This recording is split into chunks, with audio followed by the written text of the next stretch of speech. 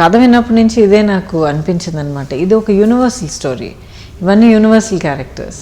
ఏ language అయినా, ఏ state అయినా, ఏ financial status అయినా కూడా మనిషి అన్న తర్వాత కొన్ని ఎమోషన్స్ ఉంటాయి, అవి కామన్గా ఉంటాయి.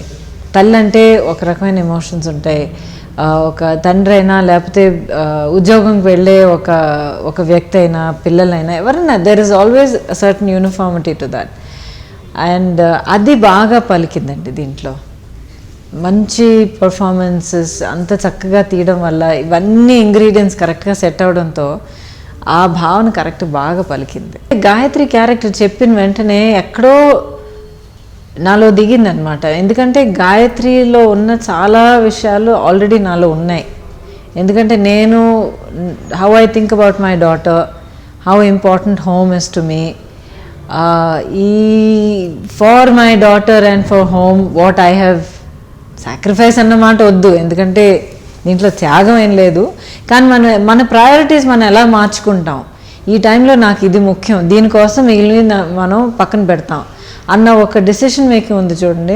ఇవన్నీ నాకు బాగా తెలిసినాయి. I been through it in life. So that's why I said ఇది చాలా యూనివర్సల్ సబ్జెక్ట్. ఇది ప్రతి గృహిణి, ప్రతి తల్లి, ప్రతి హౌస్ వైఫ్ అందరిలో కొంచెం గాయత్రి ఉంటుంది. ఆయనతో వర్క్ చేయడం ఎప్పుడూ ఇంకా అడగక్కర్లేదు. అంత సీనియర్ యాక్టర్ అయినా అండ్ ఇన్నేళ్ళు అయిన తర్వాత కూడా అదే ఎంతూజియాజంతో సెట్కి వస్తారు. డైలాగ్ కరెక్ట్గా ఉంటుంది, ఆ తర్వాత దానిలో వెరైటీస్ చూపించడం. So it's amazing to work with. ఎప్పుడూ ఒక ఇన్స్పిరేషన్. ఇప్పుడు గాయత్రి ఆ డైలాగ్ గురించి అంటారా, నాకు ఆ రెస్పెక్ట్ కావాలన్నది, అది నా కళ్ళల్లో నిజాయితీతో పలికిందంటే నేను in real life I'm like that.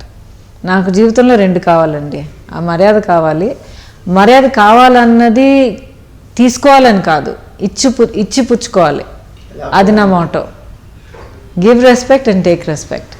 అది చాలా చాలా ఇంపార్టెంట్. అది లేకుండా బ్రతకడం ఇంకా ఇట్స్ వెరీ వెరీ డిఫికల్ట్. ఆ తర్వాత లైఫ్లో ప్రేమ కావాలి, ప్రేమ ఎఫెక్షన్ కావాలి. ఇవి రెండు చాలా చాలా ఇంపార్టెంట్. వీటి కోసం ఇంకా లైఫ్ని ఇచ్చేయచ్చు అనిపిస్తుంది. పాపనాశం రిలీజ్ అయిన ఆల్మోస్ట్ మోర్ దెన్ 6 months తర్వాత చందు గారు వచ్చి మీట్ అయ్యి చెప్పారనమాట. సో ఆయన అడిగాను, ఈ సినిమా చూసారంటే సారీ అండి ఇప్పుడు దాకా పాపనాశం చూడలేదన్నారు.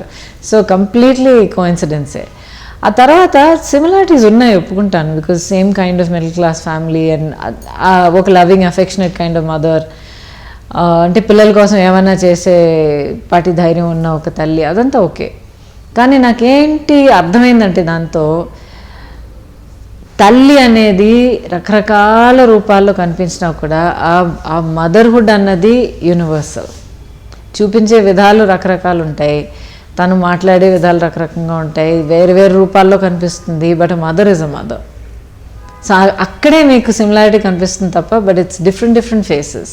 ఒక క్యారెక్టర్ మీరు చేయడం వల్ల మీ గురించి మేము ఇలాగ అనుకుంటున్నాం, మిమ్మల్ని ఇలా అభిమానిస్తున్నాం అన్న ఒక మాట వస్తే అంతకన్నా ఏం కావాలి. అసలు నేను నా లైఫ్, నా స్టడీస్, నేను అనుకున్న కెరియర్, లైఫ్ ప్లాన్ అంతా వదిలేసుకునే ఇండస్ట్రీకి లోపలికి వచ్చానంటే దానికి కారణం ఇదే. ఒక మనీ కానీ వాట్ ఎవర్ ఇట్ ఈస్, అది you can earn it wherever. If you work hard enough you can earn it in many different fields. కానీ ఈ ఫీల్డ్ పర్టికులర్గా నేను ఎన్నుకున్నది ఏంటంటే ఈ ఫీల్డ్ మీద, ఈ క్రాఫ్ట్ మీద ఉన్న ప్రేమ, ఆ తర్వాత అభిమానం పొందాలన్న ఒక తాపత్రయం. నాకు దొరుకుతున్న రెస్పాన్స్ చూస్తుంటే నాకు కళ్ళంప నీళ్ళు వస్తున్నాయి అప్పుడప్పుడు. అంత ఆప్యాయతగా, అంత ప్రేమతో పలకరిస్తున్నారండి అందరూ. అండ్ ఇన్నేళ్ళుగా నేను స్క్రీన్లో వాళ్ళ ముందర రావడం వల్ల చాలామంది, ఓ మీ ఫస్ట్ పిక్చర్ నుంచి మేము మీతోనే ట్రావెల్ అవుతున్నాం, లేకపోతే మీ ఫస్ట్ పిక్చర్ నుంచి మా అమ్మ మీ పిక్చర్లు అన్నీ నాకు చూపించాం, మేము ఇద్దరం కూర్చొని చూసేవాళ్ళం, ఇలా చెప్తున్నప్పుడు పిల్లలు పెద్దలు అందరూ చెప్తున్నప్పుడు that is my privilege, that is my real earning in this life. ప్రతి ఒక్కళ్ళు సినిమా గురించి మాట్లాడుతున్నారంటే ultimately captain of the ship is the director. అది ఏ రెస్పెక్ట్ అయినా, ఏ క్రెడిట్ అయినా అల్టిమేట్గా ఆయనకు చెందుతుంది. ఎందుకంటే 10 క్యారెక్టర్ ఉన్నప్పుడు ఒక్కొక్క క్యారెక్టర్ ఒక్కొక్క ఆర్టిస్ట్కి అప్పచెప్పాను, ఓకే, ఒక్కొక్క ఆర్టిస్ట్ బాగా చేసుకుని వెళ్ళిపోయారు, ఫైన్. అది మొత్తం ఒక టోటాలిటీలో ఒక్క స్క్రీన్ ప్లేలో తీసుకొచ్చి ఒక కథగా చెప్పి దాన్ని అల్లి చూపించడం అనేది డైరెక్టర్ తాలూకా ఇది కదండి, బాధ్యత ఒకటే కాదు, ఆయన కెపాసిటీ అది. ఇది ఒక బిగినింగ్ అని అనిపిస్తుంది నాకు, ఎందుకంటే this is just the starting. And ఇలాంటి సినిమాలు పబ్లిక్ ఏమో ఇంత చక్కగా సపోర్ట్ చేసి ఇంత చక్కగా వెల్కమ్ చేస్తున్నారంటే, ఇలా కథలు చెప్పాలని అనుకున్న చాలామంది డైరెక్టర్స్ ఉన్నారండి, రైటర్స్ ఉన్నారు, డైరెక్టర్స్ ఉన్నారు. సో వాళ్ళకి ఆ ధైర్యం వస్తుంది. ఇలా బ్యాకప్ చేయాలన్న ధైర్యం ప్రొడ్యూసర్స్కి వస్తుంది. ఎందుకంటే ఎంత అద్భుతమైన కథ పెట్టుకుని తిరిగినా కూడా ప్రొడ్యూసర్ లేకపోతే ఏం జరగదు అక్కడ. So producers become Brave because of that. So తప్పకుండా సాయి గారికి, సాయి కొరపాటి గారికి మనం తప్పకుండా హ్యాట్స్ ఆఫ్ చెప్పాలి.